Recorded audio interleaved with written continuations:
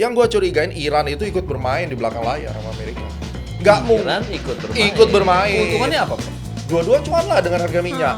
Apakah kita harus masuk ke secret society supaya tambah kaya? Gimana? Ya sampai sekarang gue aktif member Apa?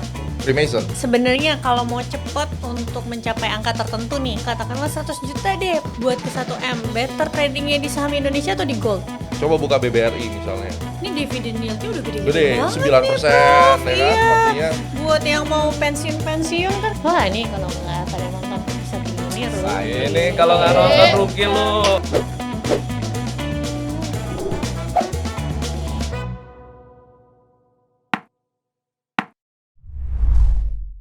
Kalau emas naik atau turun, perang, geopolitik, ada para influencer yang lagi serang, kita sekarang akan mengundang orang yang paling berani membahas hal-hal yang pinggir-pinggir jurang.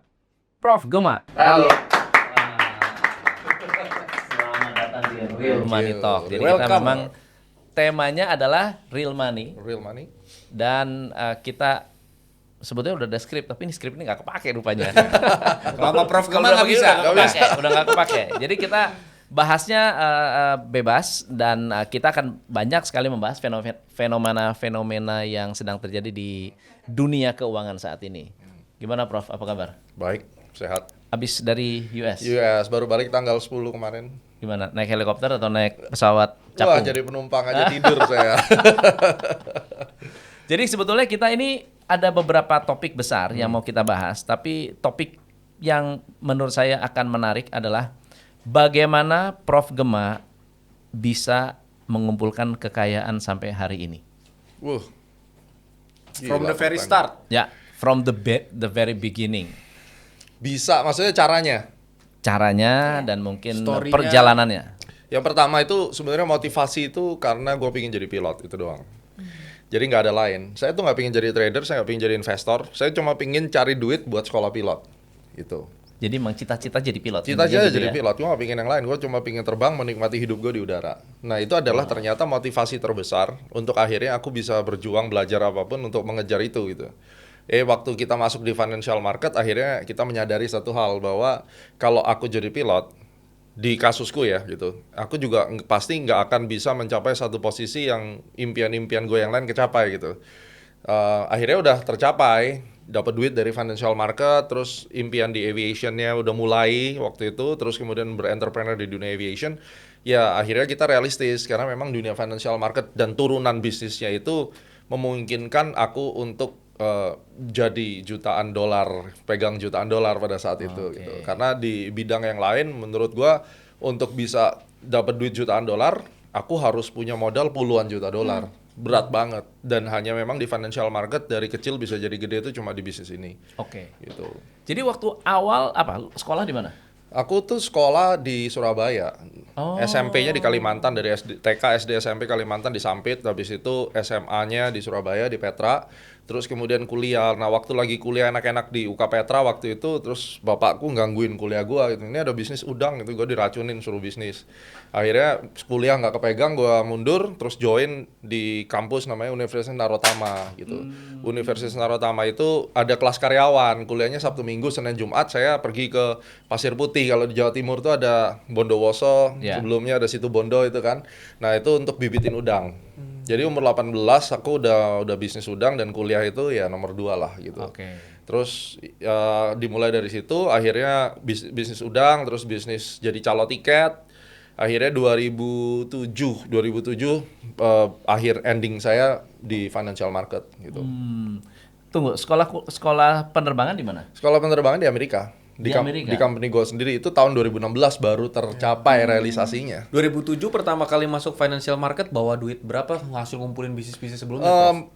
Pertama itu saya ingat saya beli saham 30 juta, 30 atau 50 juta. Waktu itu Bank Kapital baru IPO gue beli.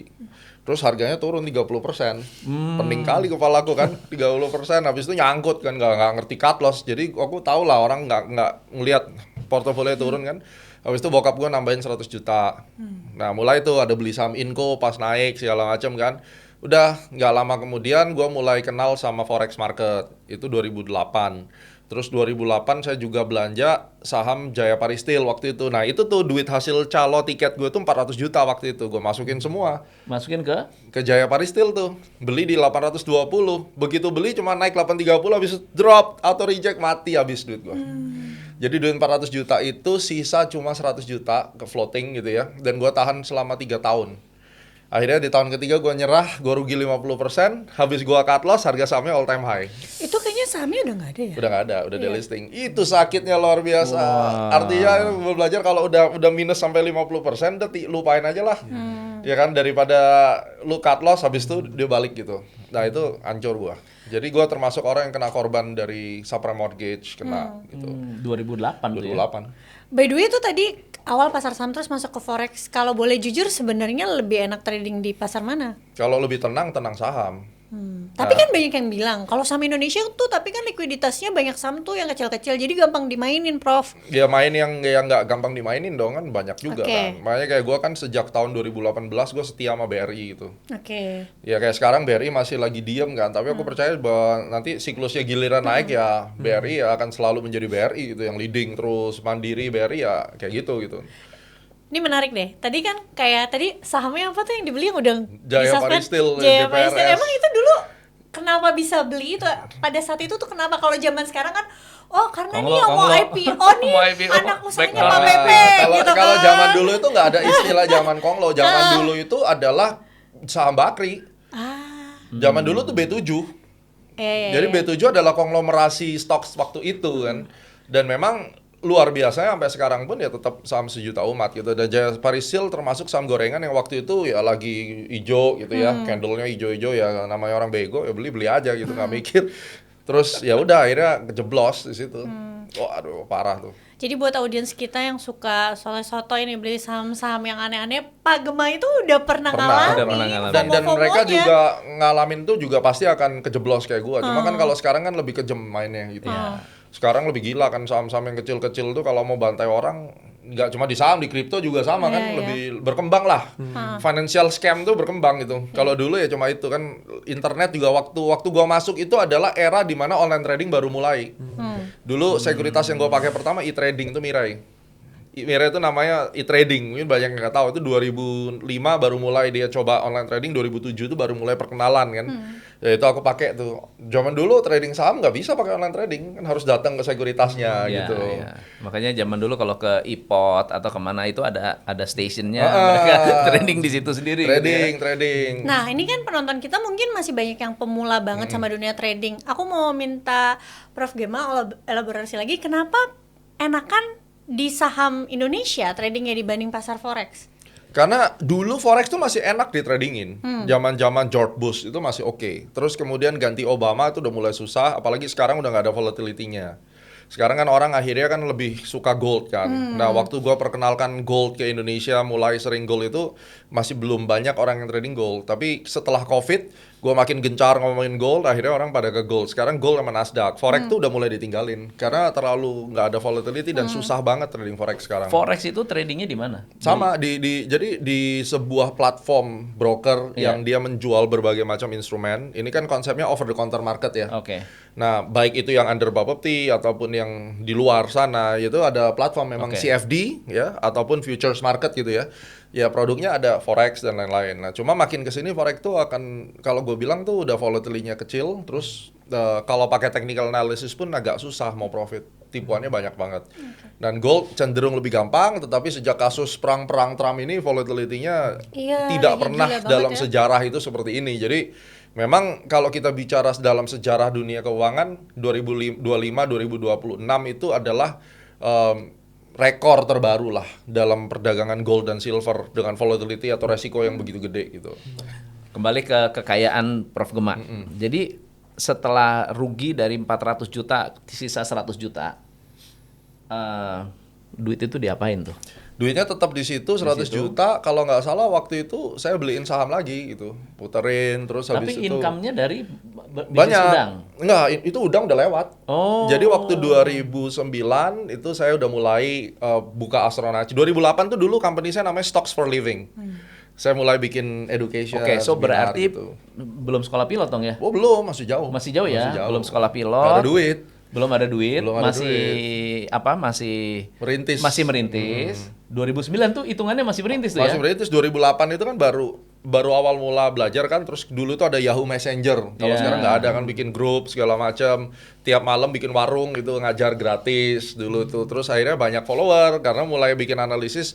Waktu itu crash, saya bilang Dow Jones akan ke 6.500 waktu itu. Ternyata 6.700-an, wah mulai gempar tuh orang-orang. Mulai rame, akhirnya saya mulai bikin seminar dan seterusnya. Karena dulu kan nggak banyak yang bikin seminar. Benar. Dulu itu cuma ada Junior Trader Club, itu yang Suratman Durrahman waktu itu, terus ada Santo Fibi. Paling dari yang luar juga ada, cuma nggak kayak sekarang, menjamur ada YouTube. Dulu nggak ada YouTube, lu mau ngapain coba, ya kan? Gimana cara memperkenalkan diri kamu kan? Dulu ada milis namanya obrolan bandar. Yahoo mailing list itu, ya pakai itu untuk kita berkomunikasi, ribut, berantem kayak gitu. 2008 terus 2009 gue perkenalin Astronaci. Mulai itu 2009. Oke. Astronaci dasarnya apa? Financial astrologi dan Fibonacci kan, astrologi dan Fibonacci. Astrologi dan Fibonacci. Prinsipnya, gue mempelajari kenapa 2008 gue kena gigit tuh. Karena kalau aku berpikir gini, kalau misalnya gue delay entry-nya itu misalnya 3 minggu kemudian atau beberapa hari kemudian, mungkin gue nggak kena. Nggak kena. Nah dari situ kan gue mulai berpikir, berarti ini ada elemen yang kurang nih, waktu nih. Terus gue research, gue baca buku, oh ternyata dari pendahulu kita tuh dari era tahun 1920-30 itu orang udah mengerti tentang financial astronomi, astrologi di dalam financial market. Nah, terus gua combine. Jadi Astronaci itu mengcombine dari astrologi sama Fibonacci. Waktu itu saya implementasikan di Elliott Wave Analysis. Marketnya IHSG. Dan kebetulan beruntungnya saya, IHSG itu gampang sekali dihitung secara time. Berbeda dengan market yang lain. Rasio-rasio dasarnya Fibonacci, planetary system yang sederhana itu apply banget sama IHSG. Dan sampai detik ini, akurasi daripada geometri maupun angka-angka Fibonacci secara time itu kepake di pasar saham Indo. Kalau belajar Astronaci harus mengerti astrologinya juga berarti. Secara basic lah. Harus Tapi ngerti. paling enggak kan harus memahami tentang cycle. Nggak sulit. Itu cuma hitungan simple pada dasarnya. Oke. Gitu. Yang paling penting harus open minded. Dan makanya saya sampai punya quote kan, jangan gunakan keterbatasanmu untuk menilai dunia yang tak terbatas. Dan itu problem Gen Z sekarang, merasa paling tahu tapi nggak tahu apa-apa sebenarnya. Nah kalau gua dulu pemahamannya kayak gitu kan nggak bisa keluar. Tapi aku dulu juga skeptis sampai akhirnya gua baca banyak buku, terus ada satu orang namanya Constance Brown, sekarang udah meninggal. Ternyata 2018 gua ketemu di asosiasi International Federation Technical Analysis ya, kita ketemu ngobrol gitu. Dulu dia salah satu yang membuat gua kebuka matanya bahwa ada David Bowden dari Australia. Jadi banyak orang-orang itu yang mereka sudah duluan gitu. Cuma mereka tidak setajam gua untuk nentuin misalnya tanggal berapa dalam 1 bulan ke depan tanggal berapa aja reverse, mereka nggak bisa ngitung. Oh, berarti tanggal tuh bisa Nah, ini ya. gua yang nemuin tuh. Keren. Jadi formasinya itu sampai 1 bulan ke depan tanggal berapa aja pinpointnya, dan itu kan masuk TV juga waktu itu kan. Sampai adanya Gemma hari ini dikenal orang tuh karena gue berani membawakan itu di Forbes Magazine. Terus kemudian waktu gue masuk MNC Business, zaman dulu IDX Channel, itu gue sebut tanggal sekian. Jadi kayak misalnya di YouTube gue masih ada tuh, bulan Mei 2026, tanggal ini akan terjadi pembalikan arah. Itu orang-orang bule nggak ada yang bisa.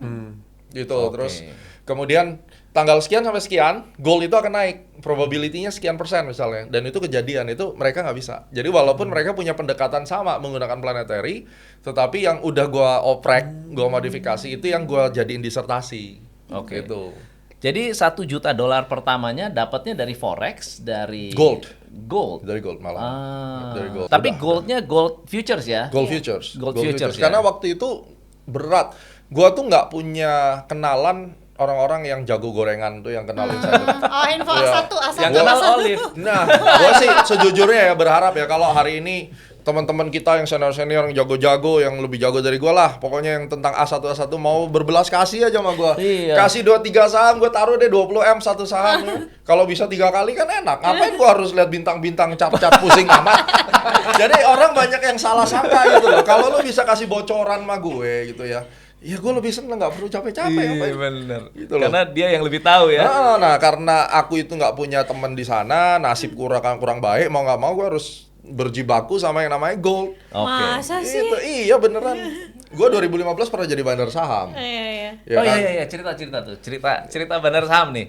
Iya, dulu salah satu emiten lah panggil kita mau right issue, mau placement gini, kita pingin harganya diangkat, ya udah dan seterusnya lah, normal lah. Ya udah kita jalanin, kita kerjain, dia dapat cuan lumayan, tapi akhirnya gue dimakan juga sama emiten gitu. Iya. Cara kerja bandar saham tuh gimana sih? Kontraktor bandar saham itu sebenarnya emiten itu sendiri, cuma kan emiten nggak boleh mainin dong. Jadi dia butuh kontraktor. Misalnya sekarang harga 300 perak, kita mau ada private placement. Jadi macam-macam nih tujuannya itu macam-macam. Salah satu tujuannya adalah saya mau ada private placement dari investor di Hong Kong, tetapi dia hanya akan masukin uang sekian ratus miliar dengan syarat frekuensi trading dari saham saya, volumenya harus segini dan harganya harus ketemu di 575 misalnya, sekarang masih 300 secara rata-rata. Ya itu tugasnya saya untuk bawa ini ke atas. Nah otomatis yang gua minta duit sama gua minta saham. Jadi minta saham dari mereka untuk saya puterin, saya minta duit cash juga untuk saya puterin gitu. Jadi sebenarnya dasar konsep berpikir kontraktor atau sebagai bandar saham itu ya kayak gitu. Pada dasarnya bandar saham memanipulasi pasar. Apapun itu yang dilakukan yaitu market manipulation. Ada nggak saham yang tidak ada bandarnya? Nggak ada lah. Nggak ada. Semua Ya, pasti ada. Ya bandarnya emiten itu sendiri. Kalau emiten itu tidak peduli sama sahamnya, misalnya nih dia IPO ya, Iya. IPO-nya di bawah 500 miliar, sorry ngomong. Ya mungkin Astronaci kalau IPO juga gua nggak nyampe 500 miliar, makanya gua nggak IPO. Kenapa Astronaci tidak IPO? Sebenarnya gua kalau mau di value net profitnya gua bisa IPO. Bisa. Di angka 400-500 mungkin gue bisa gitu ya. Tapi pertanyaannya setelah gue dapat duit, gue harus komit jaga sahamnya. Nah, kata-kata Iya. menjaga saham ini saja kan sebenarnya sudah harus memanipulasi kan. Iya. Nah, kalau misalnya saham itu tidak dijaga, turun ke bawah, ya habislah nama baik lu dicaci maki orang kan. Nah, itu yang jadi masalah. Jadi emiten sendiri itu adalah sebenarnya bandar utamanya emiten. Nah, kalau sekarang emitennya nggak mau mengeluarkan duit, ya mau gimana gitu. Apakah kamu bisa nih publik yang menggoreng sahamnya? Ya mungkin awal-awal nggak mungkin lah. Tapi kalau misalnya udah terbukti kayak era Jaya contohnya. Waktu era Go Public tahun 2012 atau 13 kalau nggak salah tuh. Itu kita tahu ownernya siapa, ya kan? Naik terus sampai 4.000 itu dikawal emang. Dan itu cost-nya gede banget. Oke. Gitu. Jadi kalau sekarang kita mau orang-orang biasa ya, layman kayak kita nih, orang-orang yang nggak ngerti apa-apa, terus Yang nggak pengen punya kenalan A1. nggak kenal anak satu, mau jadi seperti Andri Hakim, mau jadi seperti siapa? Hengki. Prof Gema. Hengki, bisa nggak? Bisa aja. Bisa. Hoki dulu nomor 1 kan. Ya harus Harus cek pakai. pace dulu. Harusnya. Ya kalau gue bilang kalau pingin jadi sama Hengki, jadi kayak Hengki atau Andri ya belajar sama mereka lah. Ya, tapi Iya kan ada orang yang mau belajar sendiri terus Gak bisa, atau nah itu salahnya gitu loh. Kamu mau jadi seperti Hengki, kalau Hengki buka kelas lu datang ke dia lah. Iya dong. Kalau jadi Remora kan nama company dia. Kalau mau jadi kayak Andri Hakim ya lu datang dong berguru sama Andri. Andri bilang 200 juta lu bayar dong 200 juta. Ini kesalahan orang Indo, pingin menduplikasi, ya kan? tapi nggak mau belajar Iya, ya. pingin tas Hermes tapi dia cari KW-nya. Ya nggak Benar. mungkin ketemu lah. Caranya gimana? Mau belajar bisnis ya datang ke Coach Tom. Jangan, oh kita curi-curi ilmunya Coach Tom. Ya IQ gorila itu yang selalu gue bilang. Gimana caranya lu mau jadi Andri Hakim, mau jadi Hengki, lu Iya. belajarnya nyolong ilmunya dia dari mulut ke berapa gitu. Ya matilah. Sekarang kan Nggak bisa. lagi banyak apa fenomena-fenomena yang sedang terjadi di influencer keuangan. Ya mungkin yang terakhir ya kasus Timothy Ronald ya paling. Timothy Ronald, brother kita ini kan sangat fenomenal menurut gua. Timothy lah, Ya. terus kemudian Suli. Suli ya itu mereka perang atau mereka apa, I don't know. Kalau Suli kan memang bagaimanapun dia adalah alma maternya Astronaci. Jadi saya tetap akan melihat sampai di mana kiprahnya dan kita care lah ya sebagai sesama manusia. Kita nggak usah bicara itu kompetitor. Bisnis ini tuh nggak boleh ada kompetitor. Karena musuhnya kita itu kan bukan sesama kita, musuh kita ya diri sendiri sama market kan pada dasarnya kan. Jadi ya dengan influencer yang sudah memiliki follower yang begitu banyak, terus kemudian juga ada yang dulu pemain binary option sekarang sudah dibebaskan kan, itu kan menurut saya dinamika kondisi di dunia keuangan kita. Ya, saya sih berharap baik-baik aja lah setelah kasus kemarin Timothy merasa orang-orang banyak jadi korban segala macam. Sekarang kan udah mulai agak reda ya. Udah Ya. mulai promosi lagi, udah Iya, mulai bikin makanya video lagi. kan gue bilang bahwa at the end of the day, lu mau ribut aja gitu. Tapi nanti industri ini yang tercoreng, bukan gue bela Timothy loh. Setuju. Gitu ya. Gue juga nggak bilang saya di dalam posisi abstain, saya nggak peduli dia benar salah, tapi saya lebih pegang pada industrinya gitu. You kan juga bagaimana influencer juga gitu, keuangan. Jadi jangan sampai keuangan itu jadi jelek. Karena ada keramaian. Benar salah kan kita nggak tahu. Benar. Ada korban, ya kan? Apakah korbannya itu benar korban atau tidak? I don't know.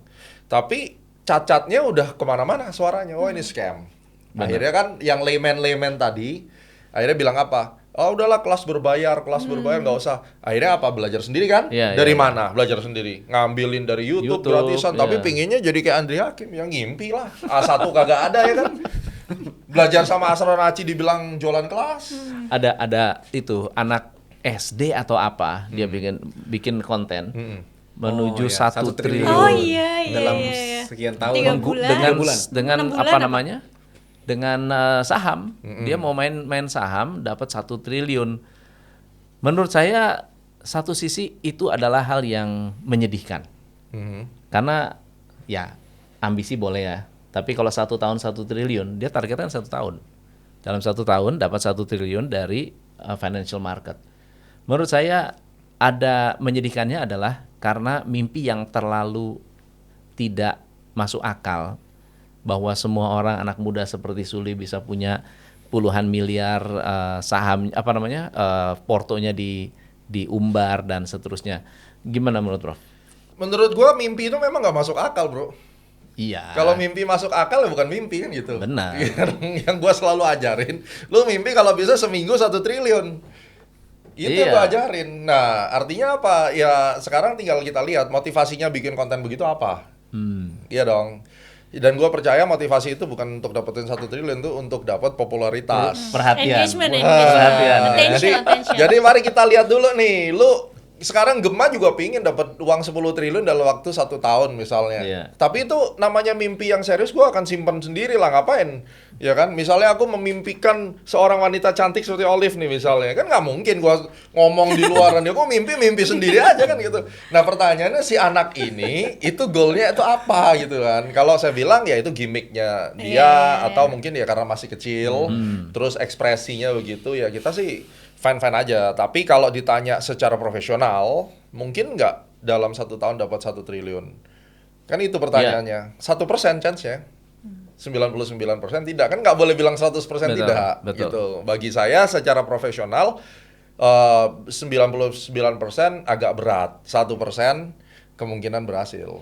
Gitu. Menarik. Yang aku jadi mau tanya, sebenarnya kalau mau cepet untuk mencapai angka tertentu nih, kalau punya modal katakanlah 100 juta deh Prof Gema buat ke 1M, better tradingnya di saham Indonesia atau di gold? Atau komoditas lah, atau Nasdaq Dibagi gitu? ya, kalau gue bilang tuh di gold tuh kan leverage.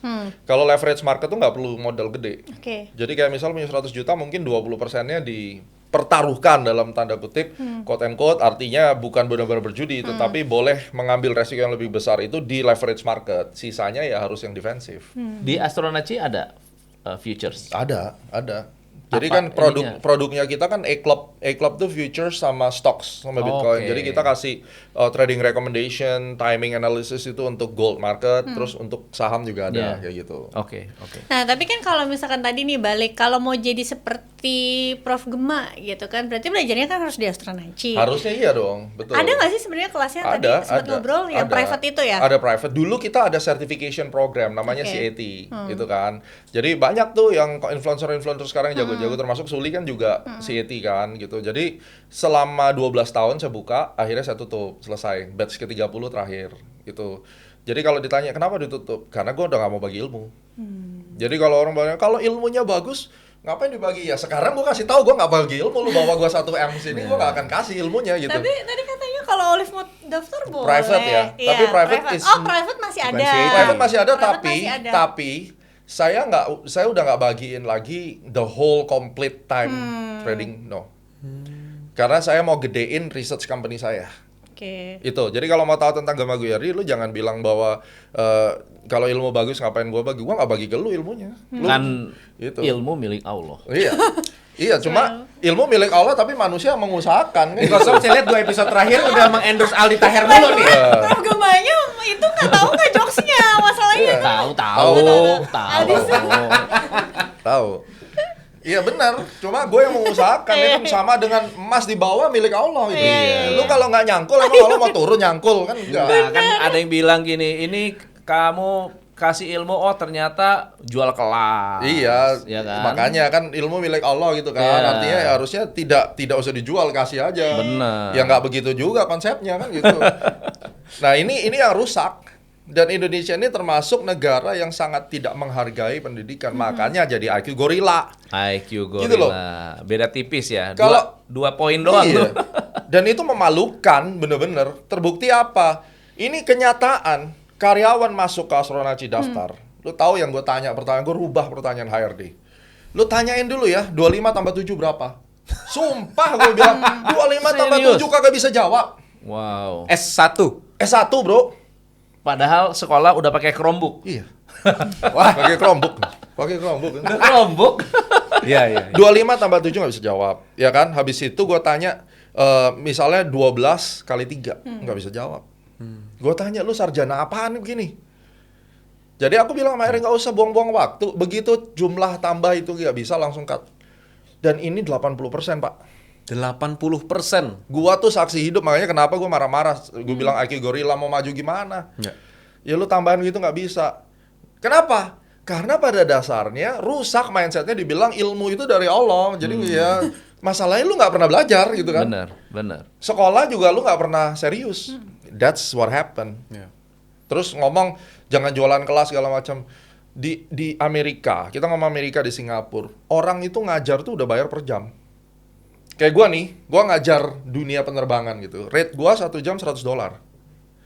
Jamnya nempel 12 sampai jam 12 lagi udah $100. Di Indonesia itu maunya borongan. Kalau bisa ngajar seharian fee-nya cuma 300.000. Karena nggak ada value-nya. Nggak ada value-nya, benar banget. Terus kalau tidak ada value-nya, orang itu bagaimana mau mati-matian kan? Dan itu bukan hanya di level warga, bahkan di Indonesia percaya konsep ide editing ya harusnya 0 Harus rupiah. Iya. Harus Oh, nol. iya, iya, iya. Itu kan fakta Nah, bahwa ternyata kalau 0 rupiah masih oke bro. Yang lebih terhinanya lagi, Gema punya ilmu itu punya Allah, curi aja ilmunya, ganti labelnya. Ganti label, langsung dipakai, abis itu dijual lagi. Ya, dengan harga yang lebih Nah, murah. itu ada beberapa influencer yang kita lagi ngomong dengan baik. Kalau nggak ditanggepin, gue mau somasi. dia ngambil ilmunya, Iya, dia label dijual. punya dia. Tapi Dijual. itu juga memang private juga di Astronaci atau Enggak, nyolong aja. Oh. Ya karena dia dengar. Cuma kan nggak bisa dong. Sekarang misalnya, Tapi mana bisa sih? Iya. Maksudnya gini ya? Tapi Coach Tom juga pernah ngalamin kan ya? Banyak. Orang ngambil ilmu Coach Tom terus kasih label lain gitu ya. Banyak. Tapi gimana caranya orang ya bisa ngambil ilmu? Kan dia ambil berarti kulitnya kalau. Betul nggak? Iya. Terus dia jual atau dia ajarin lagi. Kalau dia ditanya, ini kan saya ada kejadian ngambilin materi saya, terus diajarkan kembali.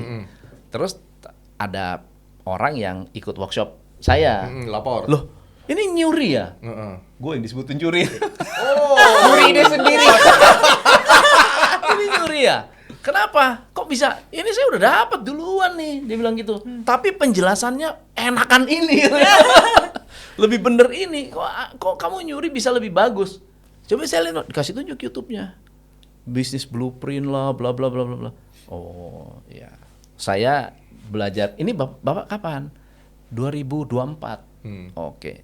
Bapak tahu nggak saya mulai ini kapan? 2006. Berarti lu duluan.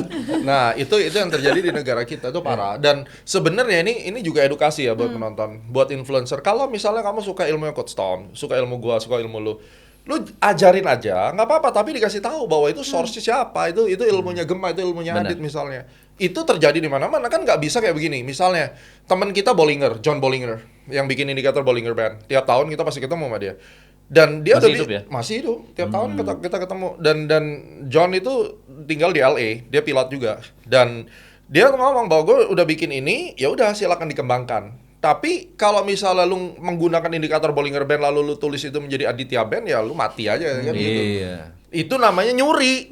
Nah, sekarang kalau kamu mau buka kelas dan lu jual ilmunya Astronaci, yang kamu mengatakan bahwa ini adalah ilmu Astronaci yang gue kembangkan, aku nggak masalah, lu ambil aja duitnya, gue nggak minta royalti. Iya. Tapi begitu lu udah ganti label, nah ini yang lebih parah lagi di Indo ya kan, curi ilmu kan. Bener. Gitu. Tapi catatan buat netizen, jadi mungkin ada yang pernah ngalamin, ini pengalaman langsung dari Coach Tom. Ini yang dialamin Coach Prof. Lebih gilanya lagi adalah dia bisa pakai, misalnya gini, Astronaci mau membuat kelas, dia daftar. ada muka Prof Oh, Gema nih. iya. Orang daftar, orang bayar, tapi nggak ada Prof Gemanya. Iya, Orang iya. lain yang ngajar. Waduh, gila. Nah, Kalau- terus dia komplainnya akhirnya ke Prof Gema. Ini kok Gema. ilmunya cetek banget sih, udah bayar berapa juta nih, nggak ada ininya. Terus Prof Gema, tanggal berapa? Tanggal 20 sekian. Gak pernah saya bikin kelas. Loh, ini buktinya ada. Oh, Dan itu tuh. sekarang orang tinggal pakai nama kita aja, bahkan bisa ditaruh di Google SEO. Betul Bener. nggak, Coach? Waduh, Gua gila. juga kena itu. Iya, justru ini saya lihat dari ceritain. pengalaman Gua Coach juga. Tom. Makanya saya lihat gilanya orang sekarang nyolong bukan hanya dikasih rebrand, dia benar-benar pakai brand aslinya, Astronaci mungkin atau Top Coach Indonesia. Indonesia. Kalau fakta yang terjadi Top Coach Indonesia waktu itu. Nah, itulah maksudnya membuktikan betapa orang perlu belajar buat menghargai hal-hal sederhana begini, tapi jangan pembelaannya. Tapi kan itu semuanya milik yang maha kuasa. Berarti saya boleh dong pakai nama Astronaci. Ya, Kan Astronaci itu juga milik yang maha kuasa. milik Allah. Nah, penjelasannya gini. Saya percaya kalau orang beragama, makin beragama, harusnya etikanya itu makin bagus. Iya, Bukan makin iya. bobrok begitu. Itu kan orang pakai label agama buat melindungi kebodohannya sendiri. Iya, betul. Makanya kadang gue pikir lebih baik lu jadi ateis aja lah gitu. Iya, karena bikin malu agama. Bikin jadinya. malu agama kan gitu. Misalnya agama apa? Misalnya, mayoritas Islam. Apa ayat pertama Islam? Afifah ditanya tuh. Ayat pertama di Al-Quran apa? Kata pertamanya adalah ikro. Bacalah. Nah, faktanya berapa banyak orang Islam yang suka membaca? Iya.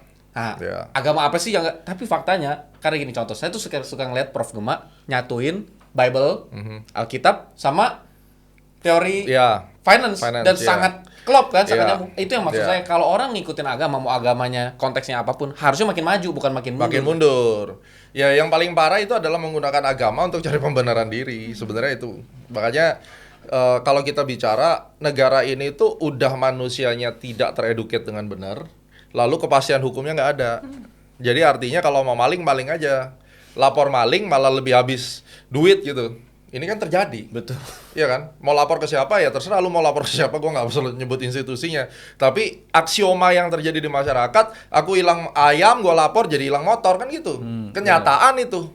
Benar. Nah, itu terjadi di mana? Ya di Konoha kan gitu kan. Terus bagaimana masyarakatnya bisa bener? Kayak misalnya ilmu intellectual property diambil. Kalau kita mau fight, habisnya lebih gede. Akhirnya Iya. udahlah nggak mau urusan. lah. Iya. Tapi kan ini secara jangka panjang ngerusak, damage gede Iya. damage-nya, gitu. Simple, paling gampang. Buka Tokopedia, mau belajar dari siapapun ada di situ. Ada Ada kelasnya kelasnya dijual. Oh iya iya. Dan mirroring harganya ya, mirroring. itu bisa cuma 10 10.000 perak. 10.000 perak. Membership Investpora, Iya. misalnya gitu tuh. Member apa mirroring Video-videonya udah Coba dilemparin ke situ. cari. Pasti klub Pasti. punya Kita konten kena, banyak gitu. kita kena kita kan ada e-learning gitu ya. E-learning kita dibajak. Dan ada yang sempat kita datangin ke tempatnya minta maaf kayak gitu ya ada. Terus kita kasih edukasi dan kita jadikan reseller resmi gitu. Akhirnya mau nggak mau gitu karena Iya. memang sama sekali nggak ngerti. Jadi memang etika, budi pekerti, moral itu nggak nyampe ke mereka. Dan saya sangat setuju sama Dr. Yuhasan. Dr. Yuhasan bilang gini, faktanya memang karena dari kecil nggak diajarin Nggak juga di diajarin. sekolah. Maksudnya kita mana pernah diajarin antri, buang sampah, Iya. apalagi etika-etika begini. Nggak ada. Padahal di luar negeri, jangankan etika begini, buang sampah dan antri pun benar-benar diajar dari TK. Dari TK, Benar. betul. Jadi kalau gue bilang ya Indonesia ini makin kesini bukan tambah baik sejujurnya aja. Jadi ini mengalami degradasi yang gede dan kalau gue bilang di Amerika juga tidak baik juga. Manusia-manusianya juga barbar. Kalau lu lihat di New York atau di LA ya, waduh parah. Tapi separah-parahnya mereka itu masih ada satu kata, common sense-nya itu masih ada. Nah di kita Di ini sini common sense-nya kagak common ada. sense-nya nggak ada. Dasar kebenarannya orang-orang kita ini bukan dari buku itu, tapi dari TikTok. Standar TikTok. Standar TikTok. Nah, contoh kemarin gua di Amerika gua menyaksikan Artemis kan, Oke. langsung kan itu kan ada IG gua. Bukannya orang itu wah keren ya di situ, enggak gua dihujat bro. Hujatnya apa, Prof? Ya, wah sekelas Gema The Billionaires Prof Gema masih percaya sama tipu-tipuan itu. Lah maksud lu apa? Itu di depan gue gitu loh. Tapi- lu nggak lihat ya itu ada kereta yang meluncur lah. Ini kan dari mana? Dari TikTok kan? Iya. Ya ampun, gue Iya iya bilang. iya. Tadi pagi juga aku sempat Karena- lihat tuh di berita-beritanya komen-komennya, aduh Pokoknya sedih deh ini pokoknya. look fake katanya. Iya, iya. Wah, kelihatannya fake. Dan- Kelihatan banget fake-nya. Dan mereka menghubungkan itu dan agama. Iya. Makanya kan di komen itu kan perang tuh. Ya lu nggak percaya NASA ke bulan tapi lebih percaya sama orang membelah bulan. Gue kan bingung apa membelah bulan maksudnya. Iya. Oh ternyata dikonekkan sama agama gitu kan. Jadi rame di kolom komen gue tuh rame dari situ parameter sebenarnya ini hopeless. Ya. Tapi sorry tidak menyinggung siapa-siapa, kalau ngelihat kayak gini kan kita punya anak kan semuanya. Jadi sebenarnya kedepannya jadi lebih gampang bersaing nggak sih? Karena majority orang-orangnya seperti itu. Sekarang kita bicara sisi positifnya. Nah, Bokap gue tuh selalu ngajarin, lebih bagus banyak yang IQ gorila. Karena buat kita yang smart lebih gampang. iya. Either kita jualan ke mereka, ya kan, atau kita nggak punya pesaing. Tapi kalau kita ngelihat dari sisi seorang negarawan, ya tidak baik. Tapi kalau kita ego, kita sebagai entrepreneur, ya bagus, nggak ada pesaing. Kalau kapitalis, teori konspirasi memang dipertahankan kebodohan itu. Yes. Kan kalau bell curve teori kan dipisah. Ya ini pokoknya yang terbanyak kalau bisa orang yang bodoh dan nggak bisa yang mudah diatur. Yang tipis itu cuma dua, yang kaya banget atau yang pinter banget. Kalau kaya pinter itu kan yang kurvanya yang outlier tuh. Yang outlier yang pinter sama ini. Nah ini yang dipertahankan. Yang tengah-tengah ini Buat santapan pertahankan. makan. Nah Dan dipertahankan. sekarang aturnya lebih gampang karena Iya. lewat algoritma sosial media kan. Iya, masalahnya juga yang di Indo itu nggak gampang diatur juga. Coba, mana gampang ngatur orang-orang kita? Iya, tapi nggak dilakuin. Kan maunya kan slavery sebenarnya, slavery paradigma di slave gitu ya. Tapi kenyataannya gagal. Apa yang mau di slave? Sekarang udah bukan zamannya nambang batu kan, tidak ada kekerasan lagi kan. Maunya kalau di slave ngikut paradigma, habis itu kerja gitu. Ya kenyataannya produktivitinya juga nggak bagus. Ya. Ya, so that's the biggest problem lah menurut gua. Jadi Apakah kita harus masuk ke secret society supaya tambah kaya? Gimana? ya gua di secret society, tapi ternyata tidak seperti yang gua harapkan. Pernah masuk? Ya sampai sekarang gua aktif member Apa? Freemason. Freemason? Yes. Waduh, jangka dong. Tidak seperti diharapkannya itu kenapa? Ya Prof? artinya kan gue dulu kan gini penasaran karena kan orang tuh selalu bilang Freemason itu elit global apa segala macam, ternyata banyak orang yang salah paham. Yang mengerikan tuh sebenarnya Illuminati-nya. Kalau Illuminati gue ya nggak masuk situ, nggak terundang lah siapa saya gitu. Tapi kalau Freemason itu sebenarnya kayak Lions Club, kayak Rotary Club gitu. Cuma latar belakangnya Freemason itu kan memang orang-orang tukang batu yang memang membangun bait Allah zaman dulu. Mason nomor 1 kan Solomon, King Solomon gitu. Itu orang-orang jenius yang mereka punya rahasia infrastruktur dan konstruksi yang tidak dibagikan keluar daripada member gitu. Brother kan kita nyebutnya brother. Jadi saya member dari Lodge 355 dari Hollywood, Mason Hollywood gitu. Dan di situ tuh kita bicara tentang ya semuanya, gathering, kita ngomong kayak gitu. Ya, that's secret society. Tapi kita kadang bisa dapat berita-berita yang A1 dari global gitu ya. Tapi pada dasarnya itu manusia pada umumnya. Bukan yang kayak katanya itu satanik lah apalah itu. Enggak kayak gitu. Enggak ya? Karena waktu gua masuk juga, wah jangan-jangan itu begitu kan. Even my family, lu yakin lu masuk gitu? Ya udah terserah, ntar gua masuk dulu kalau harus sampai apa sembeli-sembeli, enggak lah gua nggak mau gitu. Ternyata tidak gitu. Ternyata jadi obrolannya apa, Prof? Kadang kita makan bareng, kadang kita ke charity kayak gitu ya, ngomong apa adanya, ngomong bebas aja. Ya kayak komunitas networking aja gitu. Iya, networking community. Terus tapi nanti ada upacara. Jadi upacara itu masuk di sacred room gitu. Ya, itu laporan. Jadi dari timur, selatan, utara, barat gitu laporan perkembangannya gimana kayak gitu. Terus ngucapin sumpahnya gitu. Karena itu memang budaya Mason ya. Dan Freemason itu orang-orang pintar dan yang mendirikan United States itu adalah Mason pada dasarnya. Kayak George Washington kan Iya, juga. Mason gitu. Jadi aku aktif member di US gitu. Saya punya satu pertanyaan penasaran. Jadi kegoblokan di dunia ini, di Indonesia terutama, apakah itu memang menguntungkan elit-elit global pada umumnya, atau malah itu sebenarnya merugikan karena nggak bisa diatur juga tadi? Ini pertanyaan bagus. Kalau saya bilang kan memang pembodohan publik kita itu kan dimulai ketika mengambil sumber daya alam kayak Freeport dan lain-lain. Ya, artinya yang memang dibiarkan tertinggal dan bodoh itu timur Indonesia kan paling kasihan emang gitu ya. Tapi makin kesini kalau gue bilang ini bukan perilaku elit global. Yang sampai di Jakarta pun di ibu kota nggak bisa 25 tambah 7 pun elit global juga nggak expect bisa sebodoh itu. Nggak sangka, oh ternyata beyond target. Lebih dari KPI. Overachieve itu. Itu sama kayak ISIS Kegoblokannya. lah. ISIS tuh diciptakan kan untuk Ya. mereka ini sampai akhirnya nggak bisa ngontrol ISIS kan. Sama gitu loh. Lah sekarang elit global mau pakai apa? Orang 25 tambah 7 nggak bisa, apa yang mau dipakai? Kan gitu kan nggak relevan gitu ya. Cuma kalau memang sejarahnya yang you bilang tuh emang benar. Kalau sebuah negara harus bisa dikontrol ya memang harus dibiarkan tertinggal. Tapi aku rasa generasi itu udah lewat. Karena sekarang kalau kita lihat cara mainnya Trump udah bukan main goblok-menggoblokan, langsung datengin culik presidennya, nggak peduli, udah bukan begitu. Ya kan? Iran tiba-tiba diancam lu nggak mau nyerah, gue dibom beneran. Ini udah totally different game. Jadi kalau kita lihat fluktuasi market yang ada, tidak pernah ada di buku manapun apa yang terjadi di sini. Oke. Itu yang pertama. Yang kedua, Indonesia ini konten gue berikutnya. Indonesia ini lagi di dalam kondisi yang gue bilang menghadapi dimensi kematian.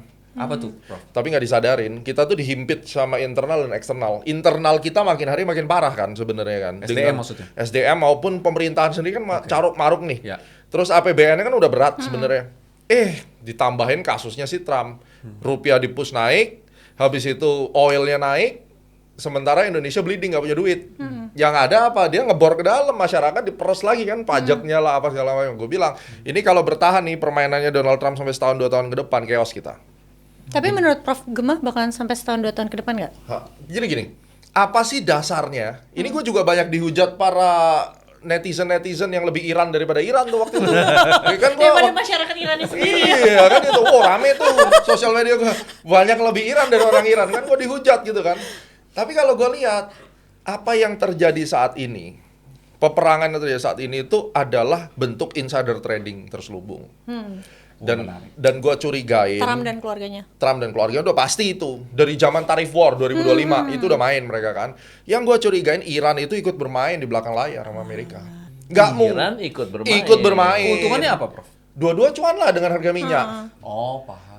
Nah, mereka agree to disagree atau disagree to agree untuk sama-sama gebukin China. Yang benar-benar perang tuh sebenarnya Amerika lawan China dari dulu itu mereka yang perang tuh mereka. Dari 2018 musuh bebuyutan Xi Jinping sama Trump ini musuh bebuyutan. Nah, sekarang kan dikulik-kulik nih. Yang dihantam sama Trump tuh kan sebenarnya jelas minyaknya China. Supply chain-nya ke China yang dimatiin sebenarnya mulai dari Venezuela. Murid pilot saya orang Venezuela. Dan saya interview, saya tanya dia benar-benar, mereka bahagia presidennya diculik. Orang Venezuela. Venezuelanya bahagia. Wah, elah. Karena dengan ada presiden ini, itu merusak negara menurut dia. Nah sekarang dengan diambil alih itu banyak company gede masuk, ada investasi masuk, mereka happy. Gitu. Nah terus kemudian Iran, sama nggak kasusnya? Sama, masyarakat Irannya sendiri happy. Jadi gue cium-cium nih. Tapi bukannya mereka pada nangis dengan adanya. Jadi gini, ibaratnya kan 50-50. 50 ini kan orangnya Khamenei. Yang 50 ini kan orang Persian asli. Orang asli, ya, Yang ya, gue ya, bisa ya. pakai rok mini dulunya, Ya, sekarang ya. harus Ya, pakai dulu. tertutup semua. Lagi mana hidup Betul, gua? betul. Terus mereka akhirnya pindah, refugees ke negara mana-mana. Nah sekarang kan mereka merasa punya kemenangan. Benar. Tapi kalau kita lihat dari lini ya di luar ngomong agama, Venezuela happy, Iran lo happy, habis ini Kuba happy misalnya. Nah artinya apa? Bisa kita sangkakan, dugaan ya, namanya dugaan konspirasi nih. Mereka semua main pada dasarnya. Ayo kita bikin kayak gini, kita hantemin ini, nanti kalau lu setuju sama gue, lu dapatnya ini. Karena yang mau digebuk itu kan sebenarnya Rusia sama China. Ini kan peperangan antara kapitalis melawan sosialis dan komunis sebenarnya. Ya, Itu ya, yang gue ya. lihat. Jadi berdasarkan paradigma berpikir ini, nggak bakal cepat kelar selesainya. Ini perang ini kenapa? Mereka ngeruk duit. Ini bukan perang ideologi. Kalau perang beneran itu kayak Pearl Harbor. Tapi duit siapa yang dikeruk? Ya duit global. kita berarti kan? Ya duit kita juga, duit global. Kan ini perpindahan duit sebenarnya kalau gue lihat.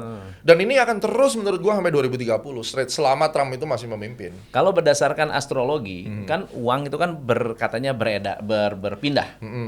Dari apa? Dari Asia, dulu kan ada di mana? Roma, Pindah sektor, lagi ke ya, sektor ya. Sekarang kan wealth transfer. Ya.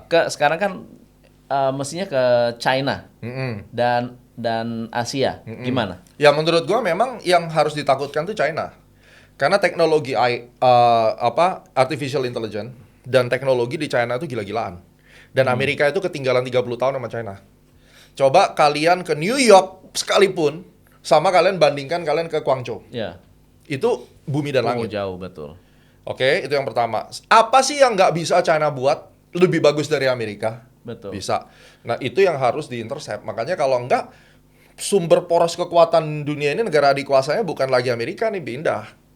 Nah, saya tuh udah cukup lama ya, 10 tahun saya berbisnis di Amerika, saya melihat cara pikirnya mereka itu kurang lebih bisa kebaca. Jadi permainan ini tuh ngapain gitu. Dia beraliansi sama musuh-musuhnya China, ada deal di bawah ini, terus kemudian mempersulit, mengintercept gerakannya. Itu yang terjadi. Jadi kalau dikatakan apakah Iran pada saat ini mendapatkan keuntungan, I believe so. I believe so. Sekarang kalau misalnya Selat Hormuznya dibuka, oke, harga minyak kan naik tinggi tuh. Iya. Turun dong kalau Back to dibuka. normal. Iya, mereka nggak bisa main kan. Jadi ya seminggu bikin masalah, seminggu nggak bikin masalah. Masa bodoh masyarakatnya. Sekarang gua di LA bayar gasolin 1 galon udah 5,8, 5,9. Florida tiba-tiba naik $2.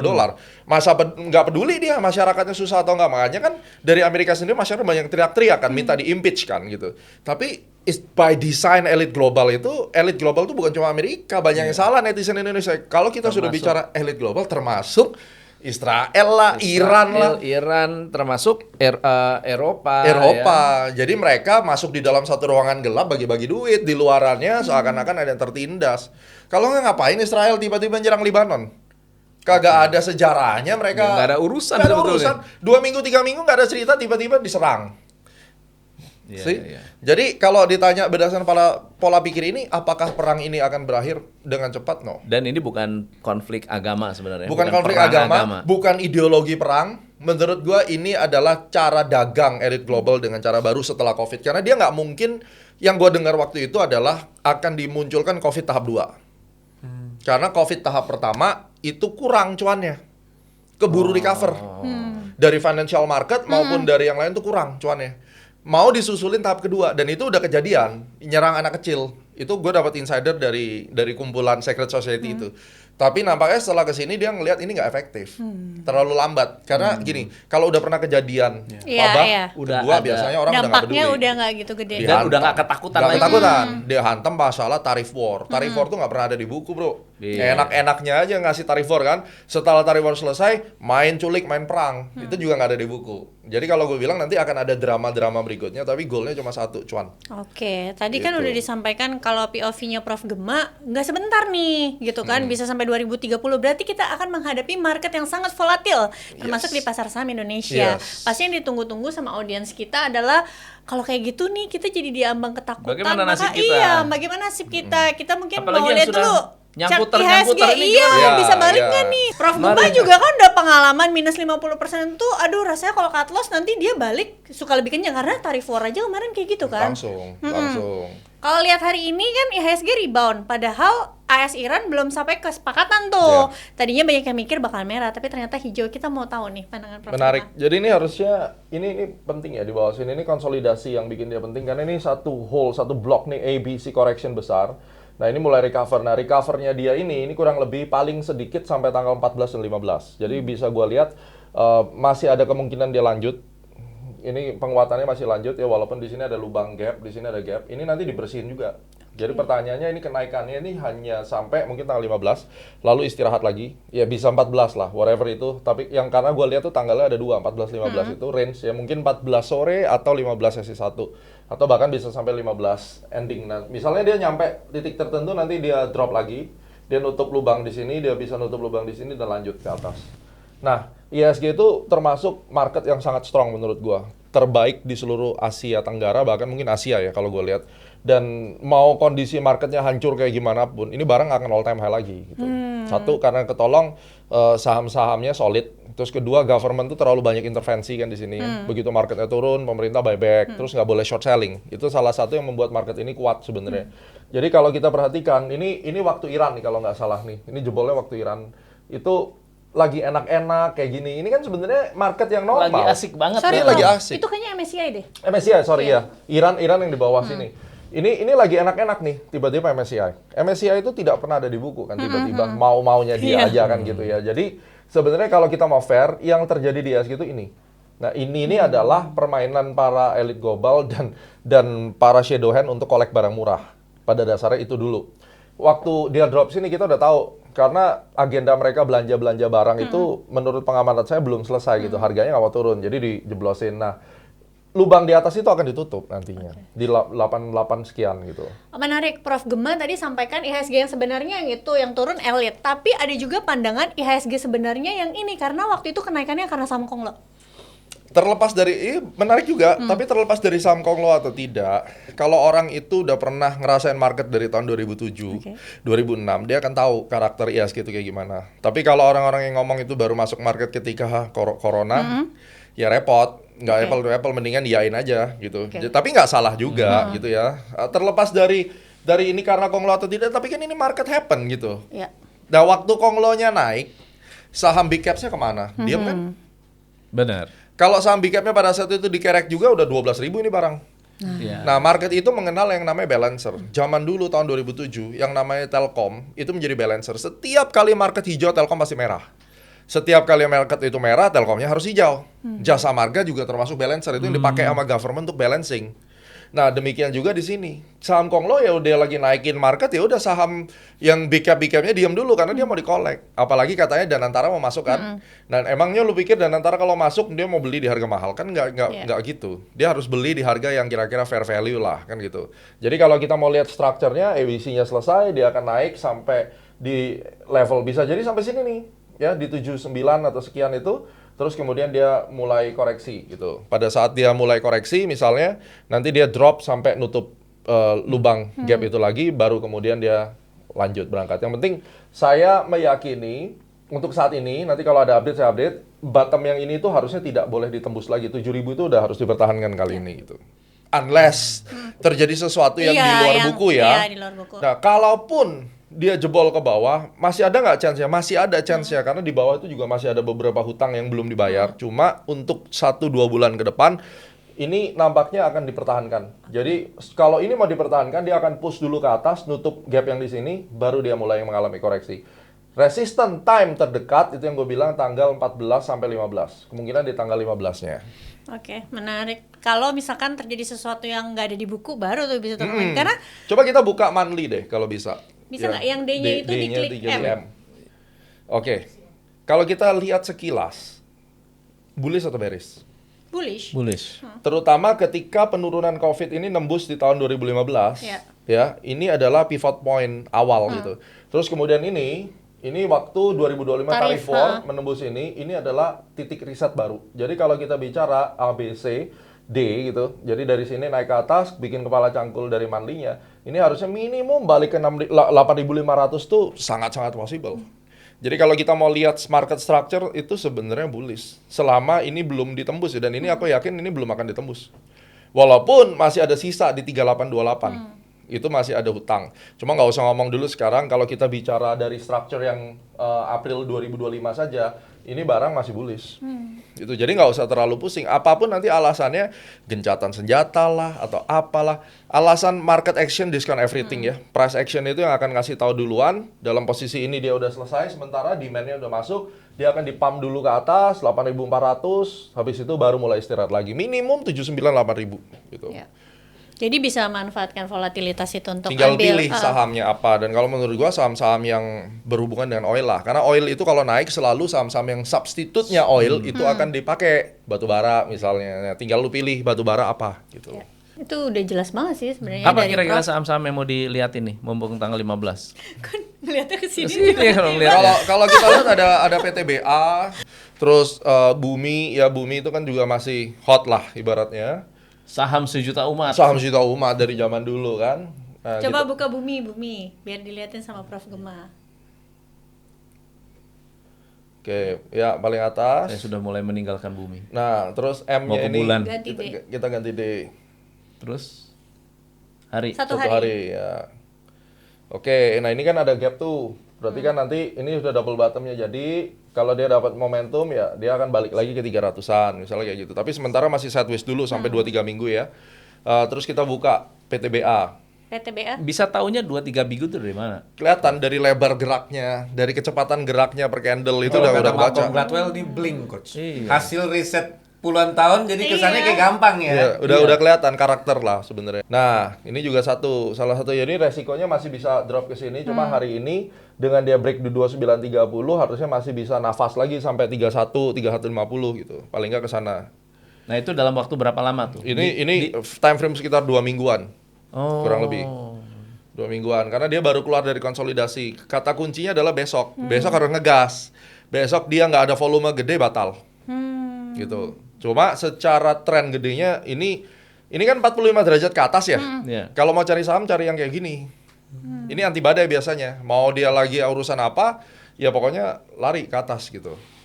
Nah, tapi biasanya kalau udah lari kayak gini kan perlu batasin resiko juga ya, Prof.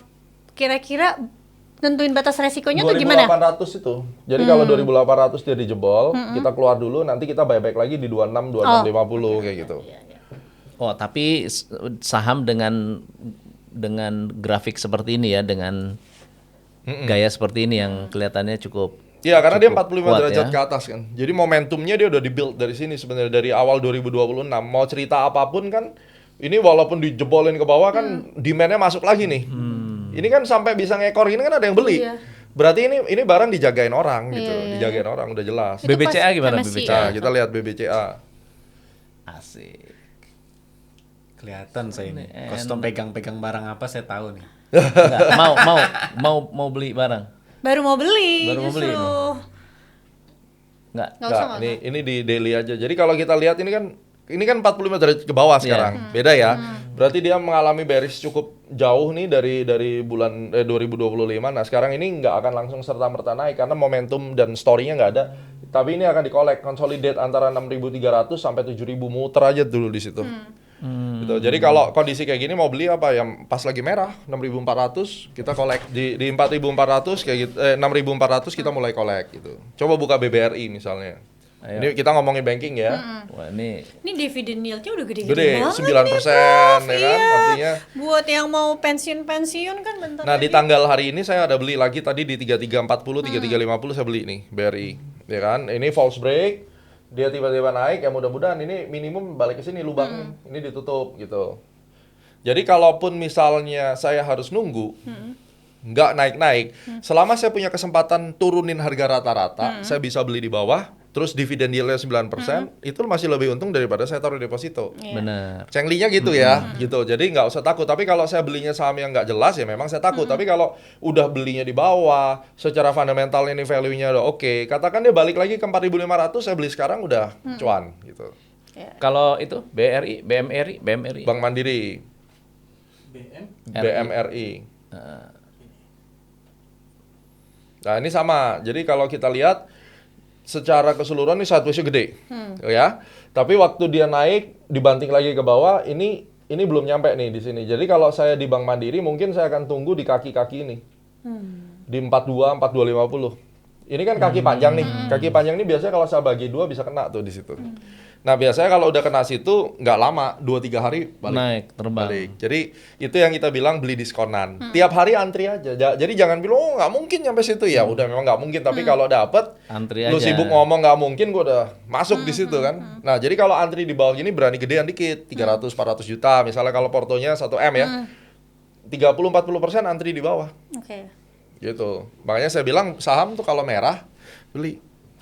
Kalau saham-saham Konglo siapa lagi ya? Pani beli. Pani gimana Nah, Pani? kita mungkin nih banyak pertanyaan nih saham Iya. Konglo kan mungkin banyak yang nyangkut. Jadi banyak yang tanya ini bisa balik nggak nih gitu. Kemarin- Pak Pepe coba Pak Pepe. Kita BRPT. PTRO. BRPT boleh. BRPT brand juga lagi banyak yang ini.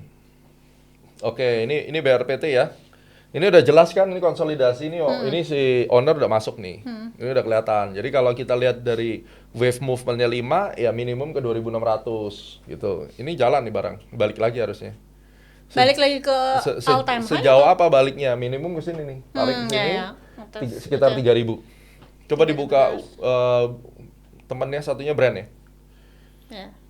B- Pakai E. Ya. Oh, kita dikasih banyak bonus Asli. analisanya. Nah, kalau kita lihat kayak gini nih sama-sama balik, ini bikin island gap ini biasanya agak lama ditutup. Ini island gap ini agak lama, jadi dia kemungkinan bisa lanjutnya agak panjang. Cuma kalau disuruh pilih antara brand sama yang tadi, saya lebih BRPT. senang yang BRPT. Lebih volatil ya, lebih lincah ya. Bukan lebih lincah, itu Secara chart. demandnya lebih kelihatan gede. Kita balik ke BRPT dulu. BRPT? Konsolidasinya serius. Kalau ini Ah, ya. itu ini sisa-sisa gitu. Jadi sisa duit di situ masuk ini yang kita perhatikan. Jadi Berarti semakin lama dia konsolidasi after breakout sebenarnya semakin bagus. bisa Jadi kencang setelah ya? dia konsolidasi, dia jebolin low yang di sini langsung naik. Ini ownernya masuk ini. Jadi kelihatan. Kalau ini ownernya masuk. Nah, apakah saya kalau beli sekarang Jangan ingat rumusnya beli waktu Merah. merah. Waktu sekarang jangan dibeli. Iya.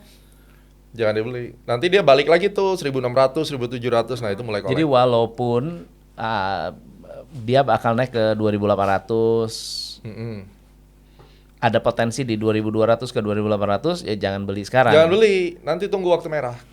Ketika mereka lagi turunin muatan gitu kan kita beli. Jangan waktu sekarang, nanti kejedot. Karena apa? Ini saham yang volatility-nya gila.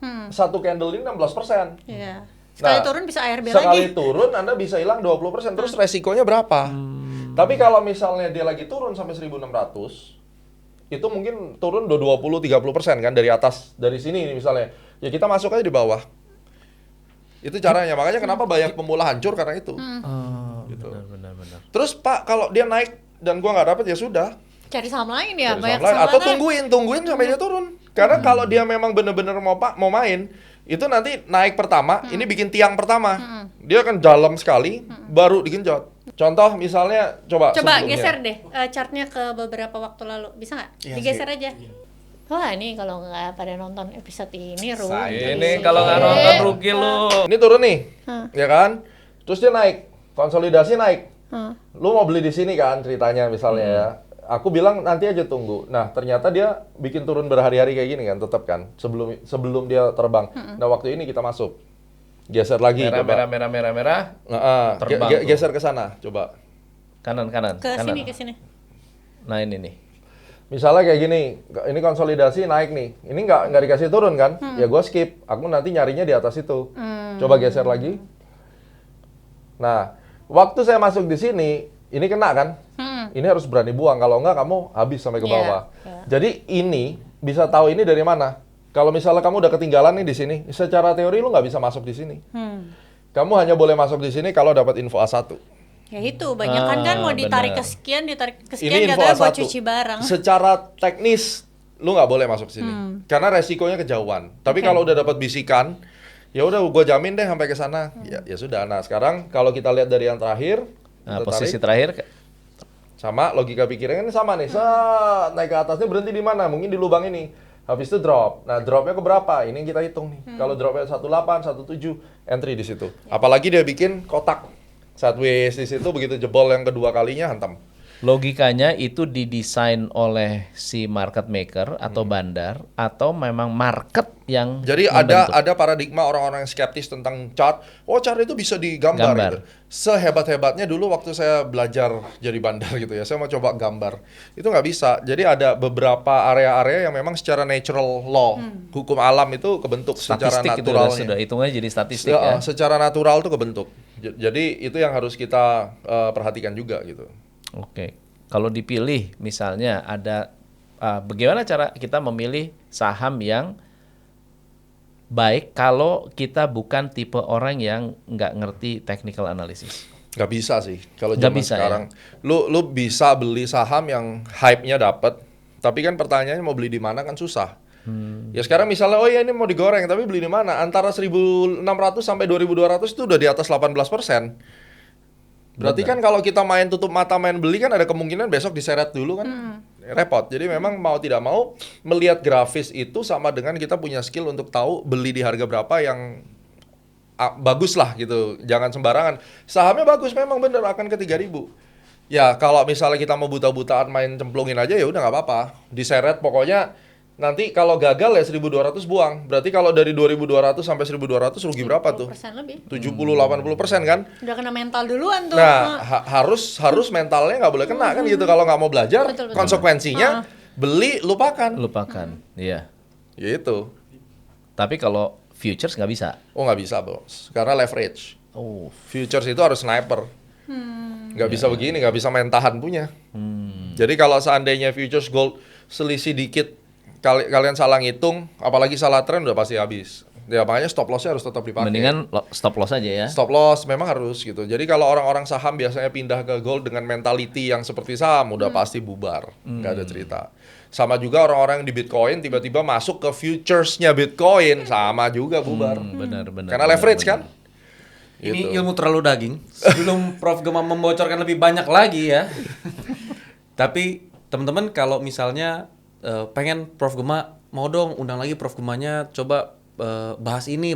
Coba tulis di kolom komentar mau bahasnya spesifik tentang apa sih? Tentang apa? Nah, itu nanti jadi kita bisa tahu mau apa yang kita bahas.